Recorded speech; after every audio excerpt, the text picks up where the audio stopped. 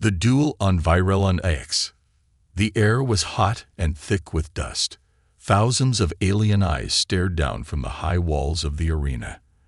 They were loud, shouting, cheering, waiting for blood. In the middle of the arena stood one man, Jace Thorne, a human explorer from Earth. He had no weapons. His shirt was torn, and a cut ran down the side of his face. But he stood tall, even though fear pounded in his chest. Across from him, a giant figure stepped forward. A warrior. She was nearly 7 feet tall, dressed in black armor that shimmered like glass. Her name was Commander Seriavec, and she was the Thalara Empire's strongest fighter. Seria raised a long spear. Her voice echoed through the arena. "You are unarmed, human. You will not survive this." Jace didn't answer. He only stared at her, eyes sharp, heart steady. He knew he couldn't beat her in strength. But maybe, just maybe, he could win another way. A loud horn blasted. The duel had begun. Seria moved fast, faster than Jace expected. She struck with her spear, but he rolled to the side. Dust flew up around him. The crowd screamed with excitement. She attacked again and again. Jace kept dodging, using his small size and speed to stay alive. His legs burned. His lungs ached. But he didn't give up. "You're just running," Seria growled. "I'm thinking," Jace said, breathing hard. He noticed something. Seria had a pattern. She always swung her spear low after missing the first time. He waited for it. She lunged again. Jace jumped back, then ducked low, grabbing a broken stone from the ground. When she swung the spear low, he slammed the stone into her hand. The spear dropped. The crowd gasped. Jace didn't go for the weapon. Instead, he backed away. "Pick it up," he said. "I don't want to kill you." Seria stared at him. Her eyes, glowing silver, narrowed. No one had ever shown mercy in the arena. No one. She stepped back, picked up her spear, and dropped it again. A heavy silence filled the air. Then a voice rang out from above. It was the High Matriarch, ruler of the Thalara Empire. "By sacred law," she said, "the human has defeated our champion. He has claimed her by Vectorin." Jace blinked. "What?" The crowd gasped again. Some shouted. Some cheered. Others looked confused. Seria's jaw clenched. She marched across the arena toward Jace, her fists tight. "You don't know what you've done," she hissed. "I didn't mean to claim anything," Jace said. "I was just trying to survive." She stopped inches from him. "By sparing me, you've triggered the Vectorin, an ancient warrior bond. I am now sworn to serve and protect you, even die for you." Jace's mouth opened, but no words came out. "I belong to you now, human," she said with fire in her voice. "Not because I want to, because tradition demands it." The guards stepped forward and surrounded them. The matriarch's voice echoed again. "Take them to the Hall of Fire. The sacred bond must be completed." As they walked, Seria didn't look at Jace. Her face was hard, unreadable. Jace finally spoke. "Look, I didn't mean to trap you in anything. If there's a way out, I'll find it." "There isn't," she said coldly. "And even if there were, I wouldn't let you." He turned to her. "Why?" "Because now," she said, eyes locked on his, "if you die, I die too. You'll regret this bond, human." Jace Thorne opened his eyes slowly. The light above him was soft and golden, like the inside of a flame. He was lying on a smooth stone bed in a grand chamber carved into a glowing mountain. Strange markings shimmered on the walls. Alien writing. He sat up, head spinning. It wasn't a cell. It was more like a throne room, except he was the one trapped inside it. The doors opened with a loud hiss, and Commander Seriavec stormed in like a storm given form. She walked with power, armor shining, eyes blazing. Jace tensed. He had seen those eyes in the arena. Eyes of a killer. But now, there was something else in them. Something harder to name. Anger, yes. But underneath it, shame. You, she snapped, stopping just a few feet from him, have no idea what you've done. I didn't choose this, Jace said quietly, standing to face her. I didn't even know your rules. That's the problem, she hissed. You walked into sacred law like a fool walking into fire. Now I'm bound to you. My life, my honor, my future, tied to a human who stumbled in by mistake. Jace looked around, then unbinded. There has to be a way. Saria laughed, but it was bitter. The Vectorin is ancient. It cannot be undone, not without blood. If either of us tries to break it, one of us dies. Maybe both. He was quiet for a moment, thinking. So, we're stuck with each other. Don't flatter yourself, she snapped. You're a curse, a weakness. My people are already whispering that I lost to a soft-skinned outsider. They won't follow me anymore, and they won't follow you either. She turned away from him, pacing like a caged beast. The truth hung heavy between them. This was more than just a bond. It was a war of identity. Jace had taken something sacred from her, even if he hadn't meant to. I didn't mean to disgrace you, he said softly, but I didn't want to kill you either. Saria stopped. You think sparing me was mercy. On my world, mercy in battle is the worst kind of insult. He shook his head. Where I come from, it's the first step to peace. Silence followed. A soft knock came at the door. Then, a figure stepped inside. A young Thalera servant with gray skin and glowing eyes. She bowed low and said something in her native tongue. Saria answered with a nod. The servant turned to Jace and handed him a small glowing cube. For you, she said in broken English. Message. From another. Earth One. Jace's heart skipped. Another human. He took the cube and activated it. A blue hologram appeared, shaky but clear. It showed a man, worn, tired, eyes filled with fear. My name is Dr. Lucas Fenn. I was part of the diplomatic team sent to Thalera Space 5 years ago. If you're seeing this, you've been caught in their games too. Don't trust the rituals. Don't trust the bond. It's not about honor. It's about breeding. Power. Control. They'll use you to start a bloodline war. The image blinked out. Jace stood frozen, the cube humming quietly in his palm. He looked up at Saria. Is it true? He asked. Her face gave nothing away. Dr. Venn is dead. That's all you need to know. Jace's voice rose. Answer me. Am I part of some plan? She stared at him for a long moment. Then, with a voice like steel, she said, I don't know, but I do know this. You are now the center of something bigger than either of us. He took a step toward her. Then help me figure it out. You don't have to like me. But if I'm going to survive here, and if you want your honor back, we'll need to work together. For the first time, something flickered in her expression. Doubt. Thought. Maybe even a sliver of agreement. But just as fast, she masked it. You'll regret this bond, human, she said, turning her back. He watched her go, heart pounding.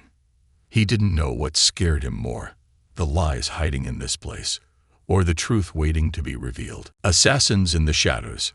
Night fell on Virelon AX like a velvet curtain, wrapping the alien fortress in shadows. The stars above glowed red through the dome, watching silently as Jace Thorne lay in his bed, eyes open, thoughts racing. The walls around him hummed softly with alien energy, but his mind was stuck on Dr. Venn's message. Don't trust the bond. It's not about honor. Those words refused to leave him alone. Every time he looked at Saria now, he didn't just see a warrior. He saw a mystery, and possibly a trap. He sat up, rubbing his eyes, when a sound caught his ear. Soft, almost too soft. A click, a whisper of movement. His instincts screamed. He rolled off the bed just as a blade sliced through the air where his chest had been. The dark figure dropped from the ceiling, cloaked in a skin-tight suit that shimmered like water. No sound, no warning. Pure death. Jace scrambled backward, heart thudding. He grabbed the chair and threw it. It shattered against the assassin, buying him just 1 second. But it was enough.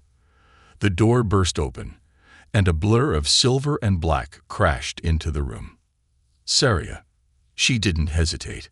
Her blade sang as she struck the assassin mid-leap. They clashed hard, energy flickering with every blow.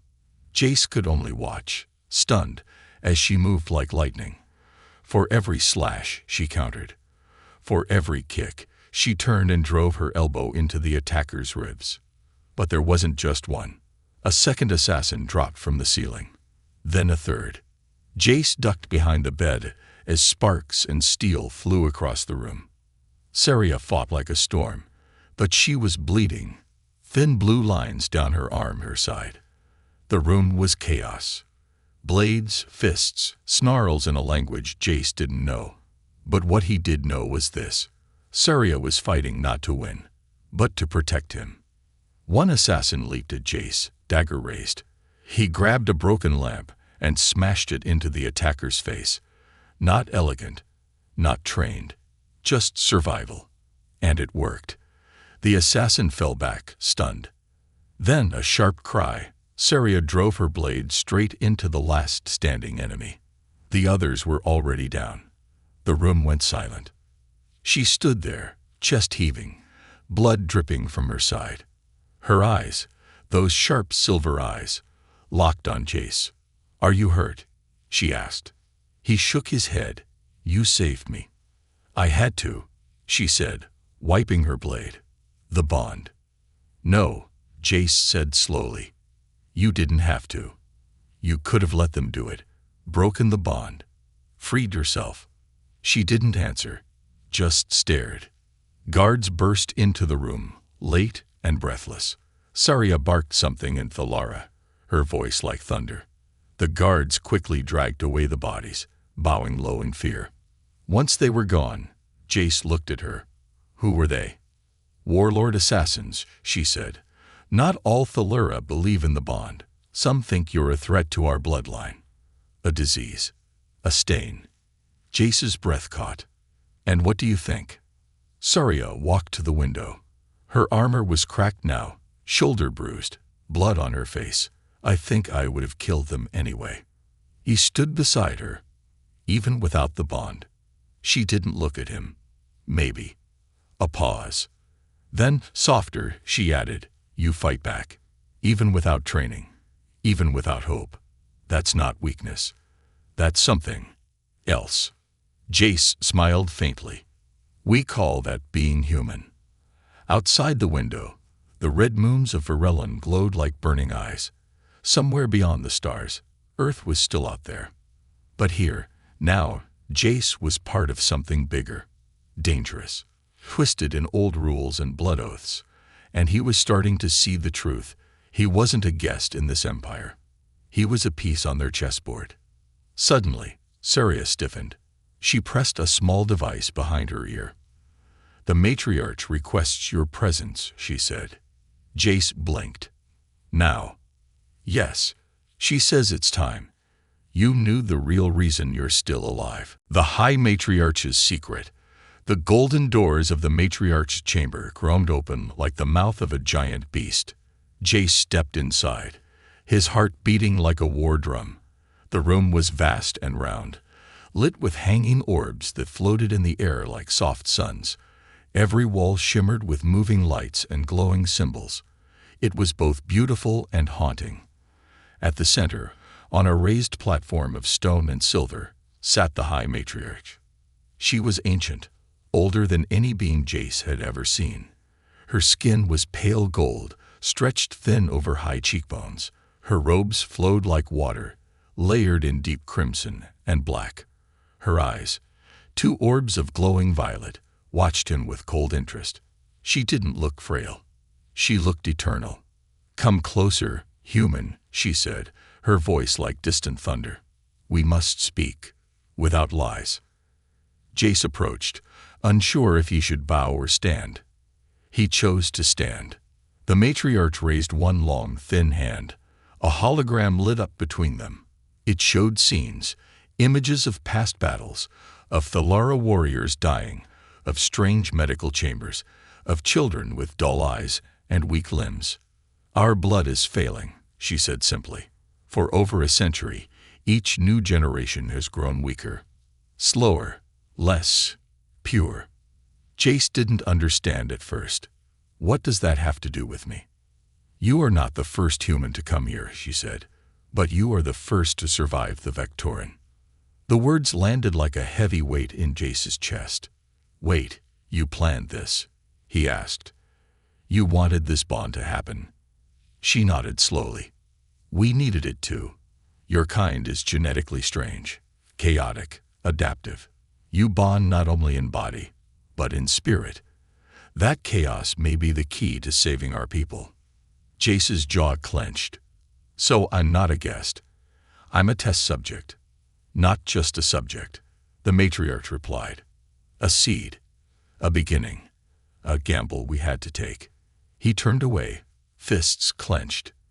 It felt like a trap, but worse, it felt like a theft. They hadn't just taken him. They'd taken his choice.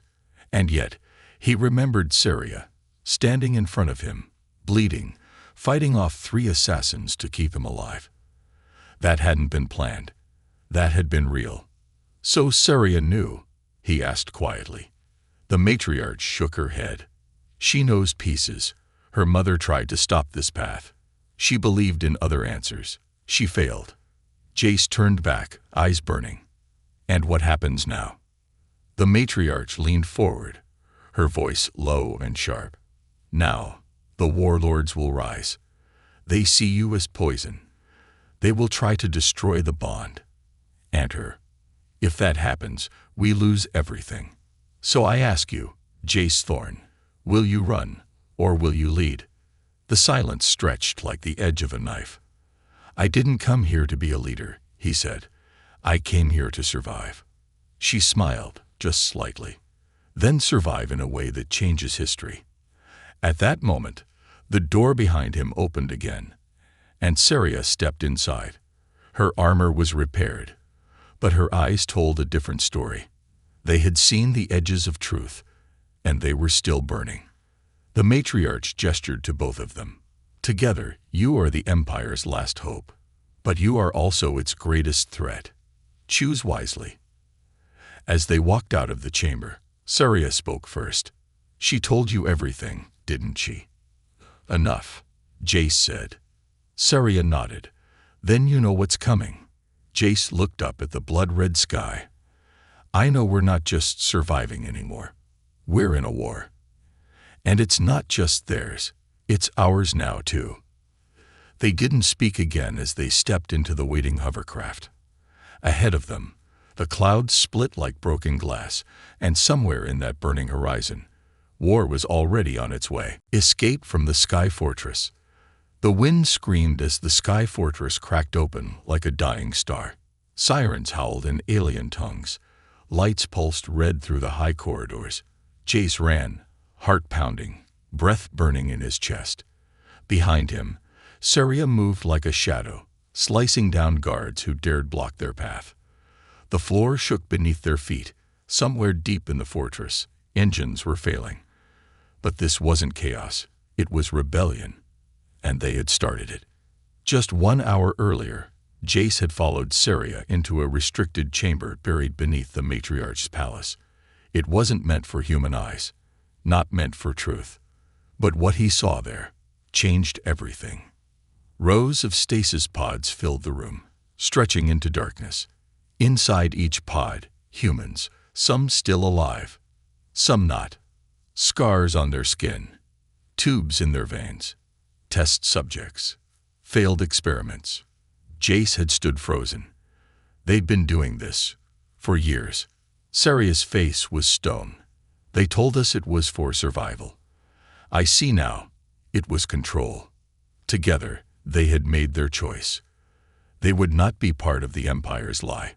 They would not be pawns in a war dressed up as tradition. So Saria triggered the silent alarm, but not to alert the guards. To wake the others. The forgotten. The prisoners. The truth. Now, smoke filled the halls as the resistance spread like wildfire. Jace and Surya burst into the launch bay, where a sleek hovercraft waited, engines already humming. She shouted something in Thalara. The crew, loyal to her bloodline, nodded and rushed to open the blast doors. But before they could board, a voice rang out, cold, deep, and hungry for power. Warlord Rezik. He stood on the upper platform, wrapped in crimson armor, holding a massive energy axe. His eyes burned like suns. "You betray your people, Saryavek," he growled. "I betray liars," she said, raising her weapon. Rezik sneered. "You stand beside a human, a virus. This is your legacy." Then he leaped. The fight that followed shook the launch bay. Rezik struck with fury, blade flashing, voice roaring. Sarya met him head-on, steel against steel. Sparks flew. Jace backed away, watching every move, heart hammering. He wanted to help. But how do you step into a god's fight? Then he saw it. A loose power cable on the floor, sparking wildly. Without thinking, Jace grabbed it, yanked it loose, and swung it like a whip. The energy snapped across Rezik's back, just enough. Sarya drove her blade into his side. Rezik screamed and fell. Jace and Sarya didn't wait. They jumped into the hovercraft as the bay doors opened. Wind rushed in. Flames licked the distant towers. Alarms filled the air with panic. "Fly!" Sarya shouted, and the craft rose like a bullet. Below, the fortress burned. Inside, the silence was strange. Sarya slumped in her seat, breathing hard. Her shoulder was bruised. Blood streaked her cheek. Jace looked at her and saw more than a warrior. He saw someone who had chosen him, not because of tradition, but because of truth. "Where now?" he asked. She looked out at the horizon. "There's a moon base, abandoned. My mother took me there once, long ago. We'll find answers there." As they flew, stars blinked outside the window, and the two moons of Varellon Aix rose like ghostly sentinels. Jace sat back, exhausted. But part of him was stronger now. He wasn't just surviving anymore. He was fighting. Hours later, they landed in silence. The old base was cracked and covered in vines. Nature had tried to take it back, but inside, it still breathed with power, just barely. They moved through dark halls and locked doors until they found the old records chamber. Sarya wiped dust from the console and activated it. Holograms flickered to life. Then they found it. A file, hidden, marked with a symbol neither of them had seen before, a crescent inside a star. Sarya opened it, and there she was, a younger version of her mother, standing beside a human man, smiling, holding hands. The recording began to play. "My daughter must know the truth," her mother's voice said. "The Empire lies. Our strength is not in bloodlines. It's in bonds, real ones, chosen ones. Tell her, before it's too late." The screen blinked. Sarya stepped back, stunned. Jace reached out but didn't speak. In that moment, the truth shattered everything they thought they knew. The final trial of blood and fire. The arena was rebuilt overnight, larger, darker, and hungrier than before. The red moons burned above like twin eyes of judgment, and the crowd filled every seat, whispering of betrayal, scandal, and war. At the center stood Jace Thorn, once a stranger, now a symbol, though no one could agree on what he symbolized. To the old warriors, he was a curse. To the dying empire, he was a chance. To the warlords, he was an enemy that needed to vanish. Sarya stood at the edge of the ring, her face unreadable, her hands clenched into fists. She had begged him not to do this, not to fight in the trial of flame. "They want to kill you, Jace," she had said. "This isn't a duel. It's an execution with an audience." But he had looked into her eyes, still full of the truth they'd discovered on the moon base, and answered only, "You bled for me. Now I'll fight for you." And so he stood alone beneath the black sky. His armor simple, his weapon basic, a staff of tempered metal, given to him by Saria's late mother, hidden away in the ruins like a gift from a past that still believed in hope. Across from him, armored in fire-red plating, was General Varnak, the warlord's hand. 7 feet of rage and tradition. His weapon, a twin-bladed energy sword glowing like a small sun. The trial began with no horn, no ceremony, only silence. Varnak charged, fast for his size. Jace sidestepped, barely dodging a lethal strike that sent a shockwave through the sand. The crowd roared. Jace kept moving, breathing hard, remembering Saria's training. He was no match in strength, but he had speed, he had instinct, and something more powerful than either, purpose. Every swing from Varnak was meant to crush, to end. But Jace kept slipping past, striking when he could, using the staff like an extension of his own heartbeat. He wasn't trying to win. He was trying to survive long enough to change the story. From the royal balcony, the high matriarch watched with narrowed eyes. Around her, nobles whispered. Warlords tightened their fists. Some began to realize what this human was really doing. He wasn't just fighting a warrior. He was challenging the old blood. Then it happened. Varnak caught Jace's shoulder, slicing through armor. Blood flew. Jace stumbled, dropped to one knee. The crowd gasped. Saria gripped the railing, her nails digging into the stone. But Jace didn't fall. He stood, bleeding, shaking, but standing. Varnak laughed. Stay down, insect. Jace raised the staff again. You're the one who should be afraid, he said, because I'm not alone anymore. The words echoed. Saria jumped from the balcony. She landed between Jace and Varnak, with a boom that cracked the arena floor. The crowd froze. This was forbidden, unheard of, but she didn't care. I invoke the right of dual flame, she shouted, voice strong. I fight beside him. My bond, my choice. The matriarch didn't stop her. The old woman only nodded. And so the trial changed. Varnak faced them both now, Saria's blade and Jace's staff. One human, one Thalera, 2 souls linked not by tradition, but by truth. The fight turned fast. Varnak was strong, but he wasn't ready for their rhythm. Saria attacked high, Jace low. She defended while he struck. He dodged while she countered. 2 warriors, 1 pulse. Then came the final moment. Varnak lunged for Jace, blades wide open. Saria stepped in, deflected the strike, and Jace drove the staff forward with all he had left. It struck Varnak's chest with a crack like thunder. The warlord's hand fell.